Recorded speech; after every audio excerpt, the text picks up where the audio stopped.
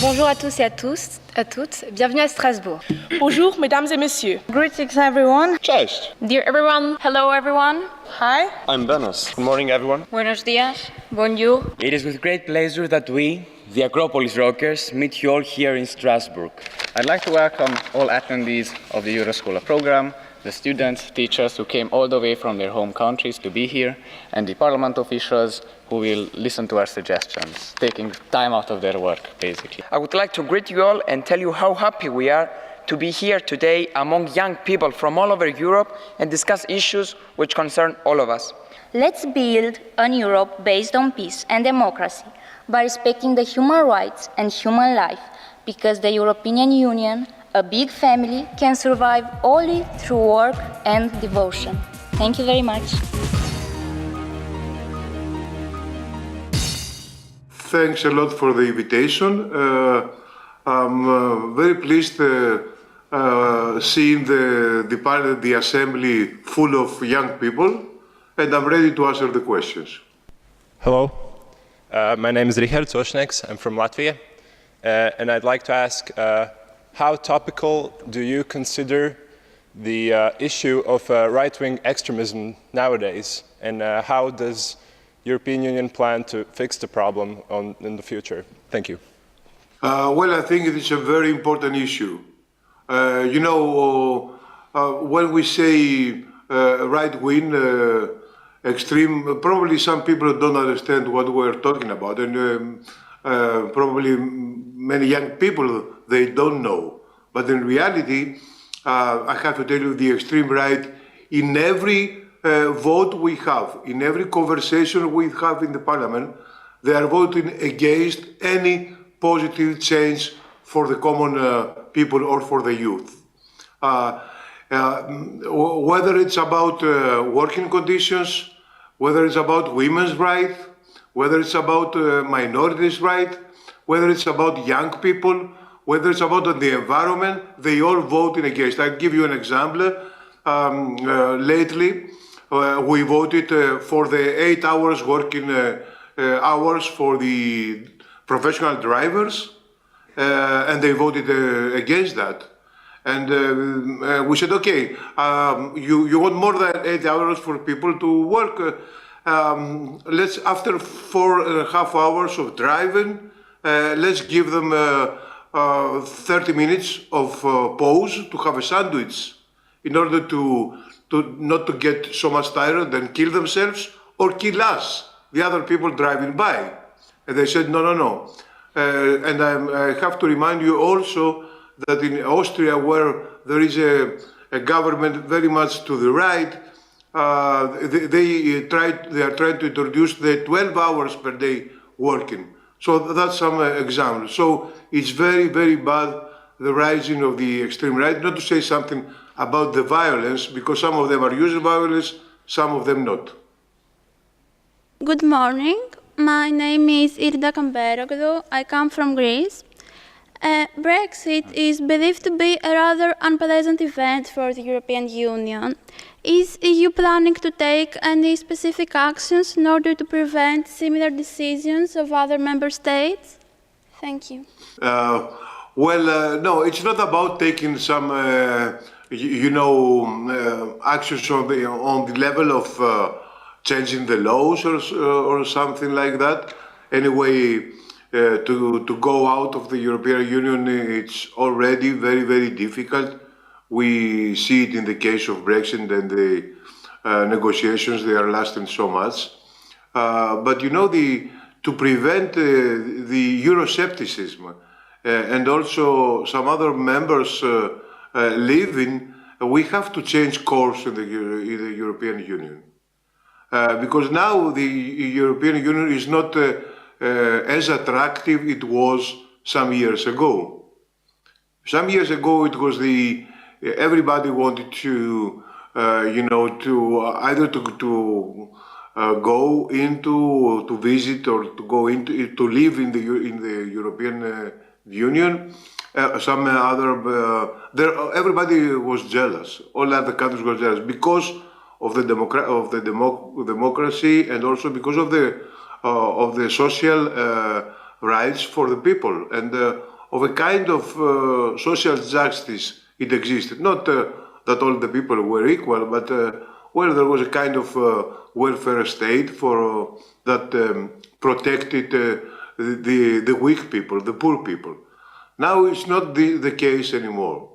After two decades, I would say, of austerity policies, now the rich people are getting richer, the poor people are getting poorer, and this it's very bad. And also democracy is having a lot of problem in its functionality. So a lot of people they don't look to the Europe as they were looking at the European Union as they were looking before. So to prevent other countries to leave the European Union, we have to change policy. We have to go back to the previous, to the foundations of the European Union. And the foundations of the European Union were democracy, social justice, and solidarity. Solidarity with the people and solidarity between member states. This is not the case anymore. I don't want to take more than 3 minutes in my answer, but we can discuss it further if you are interested. My name is Michaela Knošková from Slovakia, and I'm a Slovak youth delegate to the Council of Europe for this year. And I would like to elaborate on the first question stated. So, since all of us here are young people trying to be active part of Europe and to promote its ideas and values back in our countries, I would like to ask you on the topic of youth participation. Well, in many countries we can see many social phenomena such as extremism or populism and its effect on young people who are mainly, well, they are anti-European and, well, really nationalistic, some of them. So therefore, I would like to ask you whether you think the European Union is providing enough information about the role of European Union in our lives, and whether you think that we have enough information about its importance, and also about the promotion and education considering European Union in the schools. So whether you think that there should be more Europe in the schools and also in the subjects we have in schools. Thank you very much. You know, I think, yes, that European Union is not providing young people with real possibilities for life.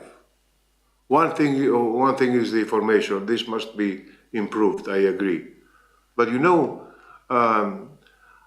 this is the first time after the Second World War that young people in the European Union are condemned to live worse off than the previous generations, that their parents and their grandparents. This is the first time, you know. In the past, after the Second World War, what we have at every generation was improving, was better off than the previous one. Now this is not the case. So young people are dissatisfied with that, and they are angry. And I can understand why they are angry. I don't understand their shifting to the extreme right and taking an anti-European stance and position, but still I can see the reasons. So what we must do as a European Union is to give young people a future, a prosperous future, to give them possibilities for working conditions better, not worse than the one their parents have, their grandparents have. Because now, you know, for the young people, they are hired under precarious agreements. They don't have the same social security and social protections they had in the parents and their grandparents. And this is very, very bad. Because a continent that is not taking care of its youth, of the young people, is a continent which is facing, should face a real problem, and we are facing now a real problem. Raivis Gunārs Tauriņš, Latvia, it's a pleasure. I would like to ask you, what is the European Parliament's stance on the Ukrainian situation, and what will we do in the case of a war, to the migration problems? How will we handle the migration in the case of a war? Thank you. You know, the majority of the European Parliament is supporting the sanctions against Russia concerning the conflict with Ukraine and the Crimea question. But I'm not in favor.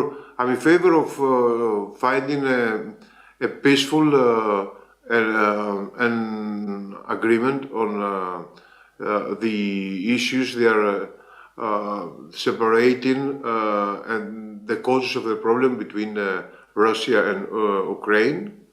But I think sanctions are never working, or they're, of course, they're they're hurting common people. They're making people. They're hurting the weak people, but not the governments. On the contrary, governments are taking advantage of the sanctions to, to say we are not responsible for your problems. The others, they're taking decisions on sanctions, are responsible for that. So we have to find another solution through negotiations and dialogue, and of course to avoid war, because there is still there was a war in Ukraine, and still there are places where the situation is very unstable, and we have to use diplomacy to make peace, not war. We need to educate people. We need to educate them from a younger age of the dangers of the waste that is in our planet, to teach them ways of comfortable life without hurting our planet. The second would be that we should tax fossil fuels and companies that use fossil fuels more, and to support these organizations that are using renewable energies. And the third point that I would like to say is that we would like to encourage more EU states to have environmentally friendly transportation in the cities, and to reduce the cars that use diesel in cities. For example, more electric transportation. And maybe we should ban plastic from our stores. And more, we would like to encourage countries to make more laws against people that are waste, people and organizations that are producing waste. The first point says there should be international European agreement for creation of united definition of word safety, since this word can have various meanings in different countries and therefore can have negative impact on the citizens of individual countries. The second point says there should be the implementation of human rights into educational system, mainly in countries where the civics education is missing. The third point says there should not be the restrictions in case of gender equality. Gender should not be an indicator for either positive or negative impact on the individual. The fourth point states that if the reason for restricting human rights outweighs the right being restricted, the restriction of human rights should be acceptable. Human rights should be restricted if one's life is at risk, and freedom of expression should be restricted if it is in the interest of national security and public safety. The fifth point says there should be a new mechanism created which will acknowledge about fake news, hate speech and propaganda. The agreement with social media platforms should be created in order to protect the users. And the last 6 point says there should be the improvement of judicial system, the system of courts. There should be a new international law created which makes the system of courts more effective, and member states that breach democratic principles should have cutting of cohesion funds. The slogan for this year was Our Heritage, where the past meets the future, inspired EU countries to create a series of initiatives and events across Europe to enable people to become closer to and more involved with their cultural heritage, which shapes our identities and everyday lives. It surrounds in Europe's towns and cities, natural landscapes and archaeological sites. Moreover, it is not only found in literature, art and objects, but also in crafts. We learn from our ancestors, the stories we tell, and the food and the films we watch. In addition, cultural heritage has a universal value for us as individuals, communities, and societies as well. Our first idea is that we should preserve each culture with its special elements, but at the same time, EU should create a multicultural European heritage that includes characteristics of all the EU states. We thought that it was important to have transparency in the European Union.